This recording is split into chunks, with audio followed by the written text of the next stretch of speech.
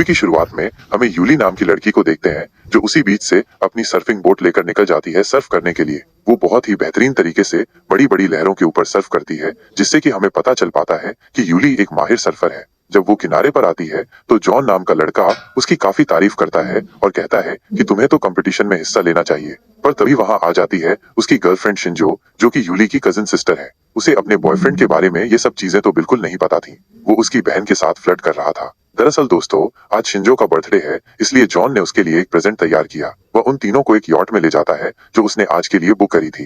अब तीनों बहुत ही ज्यादा खुश होते हैं, लेकिन तभी बोट में से क्लारा नाम की लड़की बाहर आती है जो कि सुपरवाइजर थी और एक तरह से इन तीनों की बॉस। अब उसे देखकर शिंजो का मूड ऑफ हो जाता है, क्योंकि वो नहीं चाहती थी कि आज के दिन कोई और उन तीनों के बीच में आए। लेकिन हम क्या कर सकते हैं। जॉन भी समझ जाता है कि उसकी गर्लफ्रेंड का मूड ठीक नहीं है, लेकिन वो कुछ बोलता नहीं है क्योंकि इससे माहौल और खराब हो सकता है। अब वो बोट को चलाना शुरू करता है और कुछ ही देर बाद ये लोग समुंदर के बीच में आ जाते हैं, जहाँ पर वो बोट को रोक देता है क्योंकि इनका प्लान है यहाँ पर फिशिंग करने का। अब यहाँ यूली तो पहले ही समुंदर में कूद जाती है क्योंकि वो नीचे जाकर व्यू को एंजॉय करना चाहती है, इसलिए उसे थोड़ी ज्यादा जल्दी थी। उधर ऊपर यार्ड में अभी भी उन तीनों में अनबन हो रही थी। पर उसी बीच जॉन दूरबीन से देखता है कि उसे वहां दूर एक अनजान बोट दिखाई देती है जो यहाँ कैसे आई किसी को पता नहीं। लेकिन आप और हम जानते हैं कि इस बोट का अतीत क्या है। वो आखिर ऐसे सुनसान क्यों पड़ी है।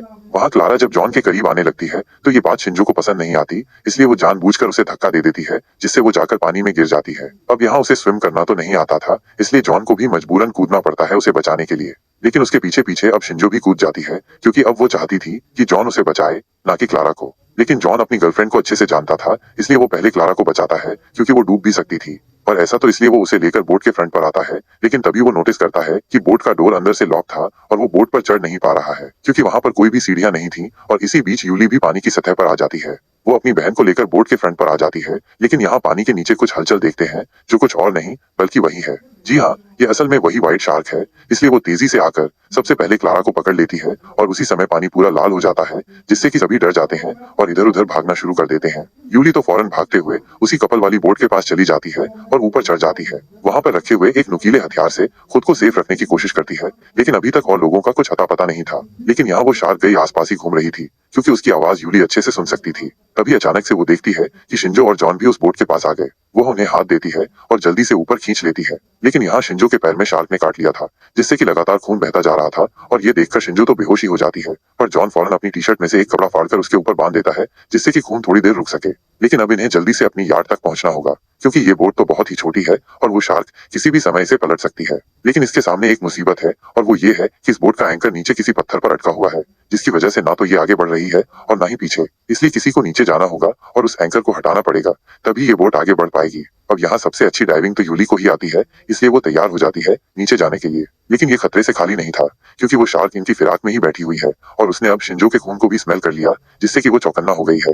लेकिन वो फिर भी नीचे जाती है और कुछ ही देर बाद उसे वो रस्सी मिल जाती है जो एंकर से जुड़ी हुई थी, जिसकी मदद से वो उसे बाहर निकाल देती है। लेकिन जब उसकी बारी ऊपर आने की होती है, तभी वो शार्क फिर से उनकी तरफ आना शुरू हो जाती है और ऊपर जॉन तो चौकन्ना हो चुका था। अब इधर शिंजो को भी होश आ चुका था, इसलिए वो दोनों ही बोट के मिडिल में आकर बैठ जाती है और अपने हाथ में वो नुकीला हथियार ले लेती है। वहीं नीचे यूली जैसे तैसे खुद की सांस को रोक कर रखती है और मौका मिलते ही ऊपर आ जाती है, जिसके बाद वो लोग फौरन अपने हाथों से उस बोट को आगे बढ़ाना शुरू कर देते हैं।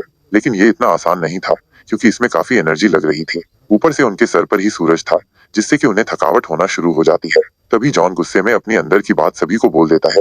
वो कहता है कि मुश्किल समय में ही आपको इंसान की परख होती है। वो शिंजो के सामने यूली से कह देता है कि ये सब तो तुम्हारी वजह से हो रहा है। तुमने शिंजो को ये आइडिया दिया था, इसलिए मैं जानबूझकर क्लारा को साथ यहाँ लाया हूँ, क्योंकि मेरा उसके साथ अफेयर था और आज मैं शिंजो से ब्रेकअप करने वाला था। ये सब सुनकर वो उसे एक चांटा लगाती है, लेकिन तभी वो शार्क फिर से एक्टिव हो जाती है और उनके बोट के चारों ओर घूमना शुरू हो जाती है। कुछ समय के बाद वो एक छलांग मारती है, जिससे कि इनकी बोट पलटते पलटते रह जाती है। अब यहाँ जॉन का दिमाग सनक चुका था। वो शिंजो से कहता है कि हमें स्विम करके अपनी यार्ड तक जाना होगा, लेकिन वो मना करती है और कहती है कि तुम पागल हो गए हो क्या, अगर हम नीचे उतरे तो सभी लोग मारे जाएंगे। लेकिन वो उसकी नहीं सुनता और उसे ही पानी में धक्का दे देता है और खुद उस एंकर की रस्सी को लेकर पानी में कूद जाता है। वो तेजी से यार्ड तक जाने लगता है, लेकिन ये इतना आसान नहीं था। वो शार्क तो इन्हीं के इंतजार में बैठी हुई थी। उसे सबसे पहले तो क्लारा के खून की स्मेल आती है, जिससे कि वो उसकी ओर आने लगती है। लेकिन समय रहते ही यूली अपनी बहन के लिए पानी में कूद जाती है और फौरन उसे लेकर ऊपर आ जाती है। वहीं दूसरी ओर जॉन तेजी से स्विम करता हुआ यार्ड तक पहुंच जाता है और वो दोनों को देखकर स्माइल करता है कि उसकी जान बच गई। अब याट के ऊपर चढ़ना शुरू करता है, लेकिन यहाँ उसकी किस्मत खराब थी। उसी समय उसका पैर स्लिप हो जाता है और फिर होना क्या था, वो जाकर सीधा पानी में गिरता और अगले ही पल वो जगह पूरी लाल हो जाती है। ये सब शिंजो अपनी आंखों से देख रही थी और उसे यकीन ही नहीं हो रहा था कि उसे अपने बर्थडे पर कुछ इस तरह का सरप्राइज मिलेगा। कुछ ही पल पहले वे लोग बहुत ही खुश थे, पर कहीं ना कहीं यूली को ये सब सही लग रहा था, क्योंकि उसे शुरू से ही जॉन पर शक था और उसे वो सही इंसान नहीं लगता था, और आज उसने ये साबित भी कर दिया। यहाँ पर बचे हुए हैं सिर्फ 2 लोग, लेकिन इसके आगे का सफर इनके लिए और मुसीबत भरा होने वाला है, क्योंकि इस समय पर इनके सर पर सूरज है और इन्होंने कई दिनों से कुछ खाया पिया नहीं है और इसीलिए डिहाइड्रेट होना शुरू हो जाते हैं और वहीं बेहोश हो जाते हैं। जब इनकी आंख खुलती है तो रात हो चुकी थी और ऐसे में समुद्र में रात और भी ज्यादा खतरनाक और डरावनी होती है। लेकिन यूली कहती है कि हमें कैसे भी करके उस बॉय तक पहुंचना होगा जो उनसे थोड़ी दूर पर होता है। तो यहाँ हम आपको बता दें कि बॉय असल में समुद्र में कुछ कुछ दूरी पे लगाया जाता है, लेकिन वहां तक पहुंचने के लिए इन्हें स्विम करना होगा, क्योंकि बोट में छेद है। अब वे पानी में कूदते हैं और उससे पहले ही वो शार्क इनकी ओर आने लगती है। उसने ठान लिया था कि आज सभी को मारकर खाएगी, लेकिन यहाँ यूली उस नुकीले हथियार से उसके ऊपर हमला कर देती है, जिससे कि वो जख्मी हो जाती है। लेकिन इतनी छोटी सी चोट से उसे कुछ खास फर्क नहीं पड़ने वाला था, क्योंकि वो एक ग्रेट व्हाइट शार्क है। वो तो अब और गुस्से में आ गई थी, जिसकी वजह से उसने उनकी बोट को पलट दिया था। अब इनके पास उस बॉय तक स्विम करके जाने के अलावा कोई और ऑप्शन नहीं है। इन्हें ये नहीं भूलना चाहिए कि ये अभी पानी में है, जो कि शार्क का घर है, और इन्हें फौरन वहां तक पहुंचना होगा। अब यूली तो तेजी से पहुंच जाती है, लेकिन शिंजो का पैर के घाव की वजह से वो ज्यादा तेज तैर नहीं पाती और इसमें से लगातार खून भी बह रहा था, जिसकी स्मेल उस शार्क को आ जाती है और वो उसकी ओर अपनी पूरी स्पीड से आने लगती है। अब यहाँ यूली तो पूरी कोशिश करती है कि वो अपनी बहन को ऊपर खींच ले, लेकिन ऐसा हो नहीं पाता। वो शार्क आकर उसे अपने जबड़ों में फंसा लेती है और उसके हाथों से ही उसकी बहन को खींच कर ले जाती है, लेकिन यूली कुछ भी कर नहीं पाती। यहाँ अब यूली समुद्र में अकेली पड़ गई है। 2 दिन पहले यहाँ 4 लोग थे, लेकिन आज जख्मी हालत में वो अकेली पड़ी हुई है। अब सबसे ज्यादा दुख उसे अपनी बहन के खोने का है। वो अंदर से पूरी तरह से टूट चुकी है और उसे यकीन ही नहीं हो रहा है कि उसकी बहन अब जा चुकी है, पर यही हकीकत है। कुछ ही देर बाद वो उस बॉय के अंदर सामानों को चेक करना शुरू कर देती है, ताकि कुछ हेल्पफुल चीजें मिल सकें। उसमें से उसे एक पानी की बोतल और कुछ फ्लेयर मिलते हैं और साथ में पेट्रोल भी। यहाँ वो पानी की बोतल तो पूरी खत्म कर देती है, क्योंकि उसने कई दिनों से पानी नहीं पिया था और सोचती है कि शायद यहाँ पर कोई शिप गुजरे तो वो उसे मदद के लिए बुला सके। होता भी ऐसे ही है, लेकिन जब तक वो जाग पाती और फ्लेयर चलाती, तब तक वो शिप उससे दूर जा चुकी थी और यहाँ उसकी आंखों के सामने से उसकी सारी उम्मीद टूटी नजर आ रही थी। वो वहीं बैठी रहती है, पर यहाँ उस फ्लेयर की रोशनी से अब शार्क उसकी तरफ अट्रैक्ट हो रही थी और वो उस पर लगातार हमला करना शुरू कर देती है। तभी यूली को पानी में वो नुकीला हथियार मिलता है, जो वो तुरंत उठा लेती है और उससे वो शार्क पर हमला करना शुरू कर देती है। लेकिन तभी यहाँ वो बॉय के ऊपर से एक जंप मारती है, जिससे कि हम पहली बार साफ साफ उस शार्क को देख पाते हैं।